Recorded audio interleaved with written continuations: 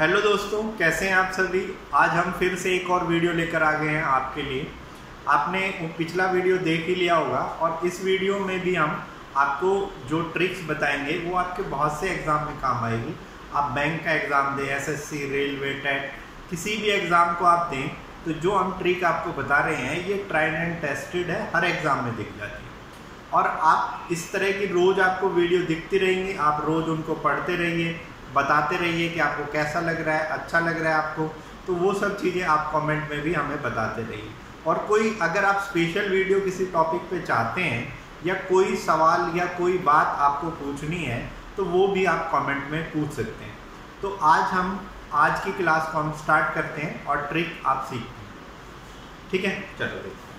तो क्वेश्चन कुछ इस तरह से है कि 1 + 1/1 + 1/1 और इस तरह से 1/2। थोड़ा छोटा सा सवाल मैंने लिखा जिसको आप आसानी से कर पाएँ या सॉल्व कर पाएँ। नहीं तो इस क्वेश्चन को हम थोड़ा और भी बड़ा कर सकते थे और भी लेंथी और मुश्किल कर सकते थे। कैसे? आप इसमें लिखते आगे कि 1 + 1/1 + 1/1 और 1/3। इस तरह भी हो सकता था ये क्वेश्चन। तो इस तरह ये क्वेश्चन आपका काफ़ी मुश्किल हो जाता है। अगर आप इसको बेसिक मेथड से करते तो कैसे करते? आप लिखते 1 + 1/3। अगर आप सबसे लास्ट वाला स्टेप इसका सॉल्व करते तब तो इसमें क्या होता कि आप 3 तो ये आ ही गया, तो 3 को अगर आप 1 से इंटू करें तो 3 और 1 4। यानी अगर आपने क्वेश्चन को सिर्फ यहाँ तक सॉल्व किया, यहाँ तक, तो आपका 4/3 आ जाता। फिर उसके बाद आप इसको क्या करते? इसको पलटते। तो अगर आप क्वेश्चन को यहाँ तक सॉल्व करते कि 1 + 1/, तो ये वाला जो है आपका 4/3 आ रहा है। तो आप इसको ऐसे लिखते कि 1 + 1/4/3। अब इस 4/3 को आप क्या करते? बेसिकली पलट देते। और इसको जब आप पलटते तो 1 + आपका 3/4 हो जाता। और उसको अगर सॉल्व करते तो ये 4 और 3 7/4 आ जाता। इस तरह अगर आप सवाल को करते जाते तो आपको ये पता चलता कि इसमें बहुत सारी दिक्कतें आ जाती। क्यों? क्योंकि आप यहाँ तक ही सॉल्व हुआ है अभी सवाल, फिर उसके बाद आप 7/4 यहाँ पे लिखेंगे, फिर उसको पलटेंगे, फिर आगे लिखेंगे और इस तरह आप लिखते हुए चले जाएंगे। तो इसमें इस तरह से क्वेश्चन को अगर आप बेसिक से करें, बुक्स में भी इस बेसिक वे में ही दे रखा होता है क्वेश्चन, तो उसमें दिक्कत ये हो जाती है कि क्वेश्चन बहुत कॉम्प्लिकेटेड हो जाता है। अब बात आती है कि तो फिर जल्दी कैसे किया जाए। तो इस बात को आप समझते हैं। आपको सबसे पहले यहाँ पे 1 लिखना है, फिर 3 लिखना है, फिर इन दोनों को आपने बॉक्स के अंदर लिख दिया, ठीक है। अब जितने भी 1 है वो आप लिखते हुए चले जाएंगे, 1 2 3 4 5। तो आपने 5 बार 1 लिख दिया। इस तरह ये आपने 5 बार 1 लिख दिया, जो 1 यहाँ पे। अब देखो आप समझना, 3 को 1 से गुना करोगे, 3 और 1 4। हम इसमें सीधा ये करते हैं कि 3 और 1 4, यानी 3 और 1 4। अगर आपने यहाँ तक क्वेश्चन को सॉल्व किया, यहाँ तक, तो आपका आंसर आ रहा है 4/3। और अगर यहाँ पे भी आप देखें तो 4/3 वही आंसर आपको मिल रहा है पहला 1 सॉल्व करने पर। अगर आप दूसरे 1 तक क्वेश्चन को सॉल्व करते हैं तो आपको समझना है कि 3 और 1 4, फिर आप 4 और 3 7। आपको ये पिछले वाला छोड़ता जाना है, अगला जोड़ता जाना है। तो यहाँ तक अगर आप सॉल्व करेंगे तो आपका आंसर आ जाएगा 7/4, जो आपको यहाँ पे दिखाई दे रहा है। तो आप अब पैटर्न को समझ चुके होंगे कि सबसे पहले आपने 1 और 3 लिया, उसे लॉक कर दिया और बाकी सब 1 को आपने ऐसे लिख दिया। 5 बार 1 था वो आपने लिख दिया। तो आपको जोड़ना कैसे? 3 और 1 4, 4 और 3 7, 7 और 4 11, 11 और 7 18, 18 और 11 29। यानी जो आपका आंसर होगा वो हो जाएगा 29/18। और इस तरह से आपने बड़े आसानी से इसका आंसर आपको पता चल गया और आपको समझ में भी आ गया। बेसिक से भी मैंने पहले आपको बता दिया और फिर जल्दी कैसे करना है वो भी मैंने आपको बता दिया। यानी अगर आप इसको माइंड में भी कैलकुलेट करते तो भी क्वेश्चन ज़्यादा मुश्किल नहीं था। लेकिन अगर इसी क्वेश्चन को आप बुक्स वगैरह में फाइंड करेंगे तो उसमें बहुत ही ज़्यादा ट्रेडिशनल वे से सॉल्व कर रखा है, जिससे बच्चों को पेपर में बहुत भारी दिक्कत आ जाती है। या हम ये भी कह सकते हैं कि बच्चे इस तरह के क्वेश्चन को देखते ही छोड़ देते हैं, क्योंकि उन्हें पता होता है कि बहुत लेंथी भी है और दूसरा कहीं ना कहीं इसके बीच में हमारी कैलकुलेशन गलत हो जाएगी। तो अब मैंने इसको ऐसा कर दिया कि ना तो आपकी कैलकुलेशन में दिक्कत आएगी और जहाँ तक आप सॉल्व करना चाहते हो वहाँ तक आपका बड़ी आसानी से आंसर आ जाएगा और आप आंसर को देख भी सकते हैं, चेक भी कर सकते हैं और गलती के चांसेस ना के बराबर हो गए। तो अगला एक और सवाल सीखते हैं इसी तरह का, जिससे आपके अंदर कॉन्फिडेंस आ जाए। तो देखते हैं।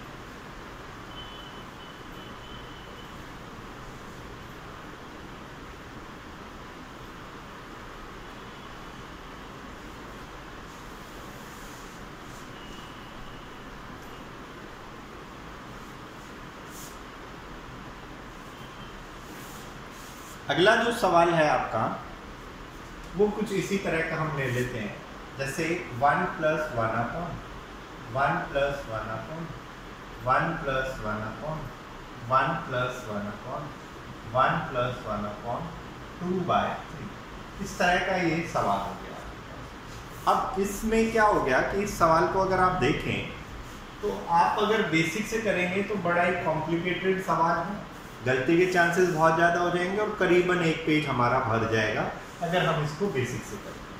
अगर हम इस पर ट्रिक अप्लाई करें तो हम देखते हैं। तो आपने लिखा 2 और 3, 2 और 3 को ये आपने लॉक कर दिया। उसके बाद जितने भी 1 से आप यहाँ से लिखना स्टार्ट करेंगे तो 1 2 3 4 5 बार 1 है, इसमें 1 2 3 4 5 बार 1 है, लिख दिया।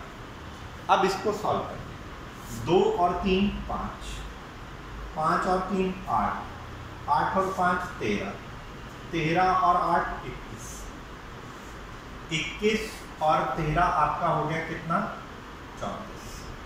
तो आंसर जो होगा वो आपका 34/21 आ जाएगा, बड़े ही आराम से, जिसमें आपको कोई भी दिक्कत नहीं होगी, बड़े आराम से आपका आंसर आ गया। और इसमें मेरे हिसाब से कुछ आपको मुश्किल भी नहीं लगा। अब इसके बाद बहुत से बच्चों के दिमाग में ये बात आ रही होगी कि सर ये अगर 1 1 की जगह कुछ और हो जाए तो हम क्वेश्चन को किस तरह सॉल्व करें, या फिर ये क्वेश्चन फिर कैसे सॉल्व होगा। तो इस बात पे हम आ जाते हैं। तो आप लोग ध्यान देंगे थोड़ा सा कि किस तरह होगा।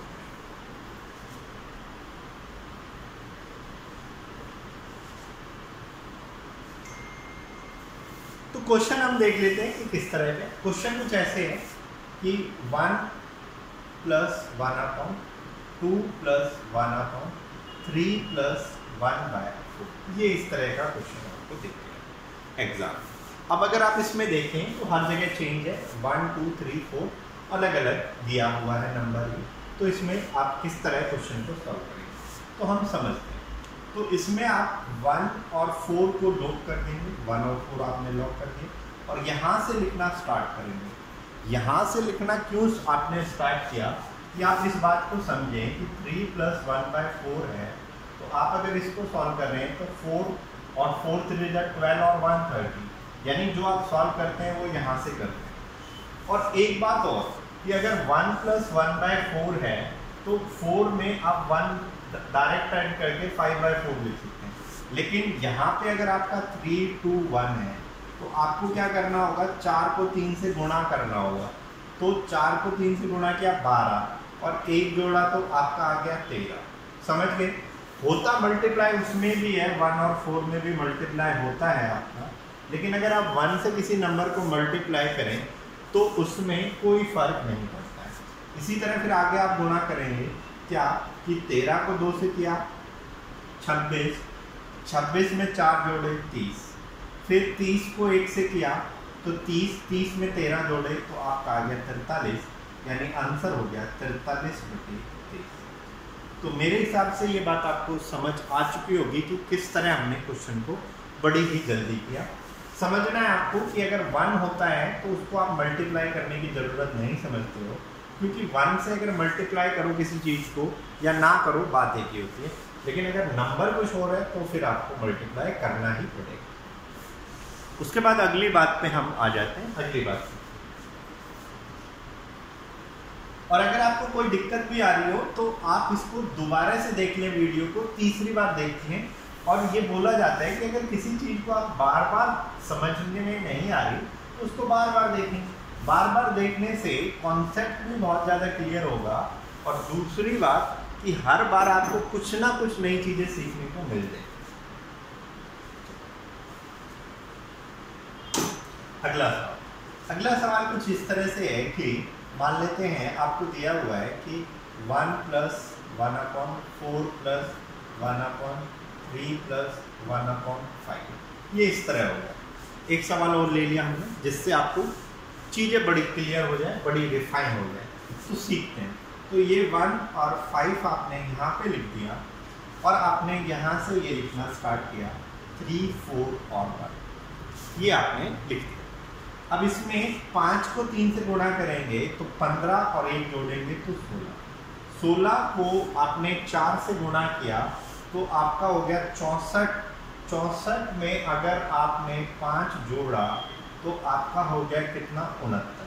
उसके बाद 69 को 1 से गुणा करेंगे तो आपका आ जाएगा कितना, 69 ही।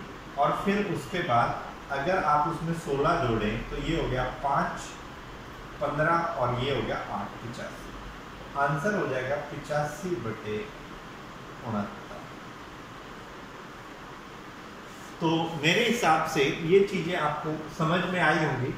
इसी तरह के और भी वीडियो आपके लिए लेकर आते रहेंगे, और मैं उम्मीद करता हूँ कि आपको ये चीज़ें काफ़ी अच्छी भी लग रही हैं। Thank you.